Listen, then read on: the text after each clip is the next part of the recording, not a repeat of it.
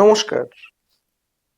Endometrial cancer বা ইউটেরাসের cancer, এই ক্যান্সারটি usually postmenopausal মহিলাদের বেশি হয়, মানে মাসিক বন্ধের পরের মহিলাদের বেশি হয়। কিন্তু ইদানিং আমরা দেখতে পাই এই ক্যান্সারটি কম বয়সের মহিলাদেরকেও এফেক্ট করে, যাদের ওজন একটু বেশির দিকে, পিসিওডি সমস্যা আছে, বা কোনো family history of colon cancer বা এন্ডোমেট্রিয়াল ক্যান্সার আছে, তাদের ক্ষেত্রে কম বয়সেও এই ক্যান্সারটা ডায়াগনোজড হতে পারে। ট্র্যাডিশনালি এই ক্যান্সারটা ট্রিটমেন্টে জরায়ুটি বাদ দিয়ে দেওয়া হয়। Surgery is the mainstay of the treatment.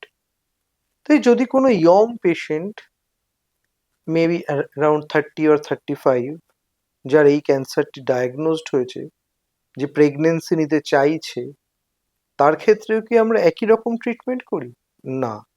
আজকের দিনে আমাদের কাছে এরকম কিছু ট্রিটমেন্ট আছে যার মাধ্যমে আমরা পার্টিকুলার ক্যান্সার এরিয়াটাকে বাদ দিতে পারি, দিয়ে তাদেরকে আমরা কিছু স্পেশালাইজড হরমোনাল ট্রিটমেন্টে রেখে দিই, জরায়ুটি থাকে, এবং সেই পেশেন্ট পরবর্তীকালে আবার প্রেগনেন্সিও নিতে পারে। তাই ইউট্রাসের ক্যান্সার মানেই জরায়ু বাদ দেয়া নয়। Depending on the patient's age এবং পেশেন্ট কি চাইছে তার উপর ডিপেন্ড করে। তাই এন্ডোমেট্রিয়াল ক্যান্সার ইয়ং কারুর ডায়াগনোজড হলে সত্বর গাইনি অঙ্কোলজিস্টের সাথে যোগাযোগ করুন এবং সঠিক পরামর্শ নিন। নমস্কার।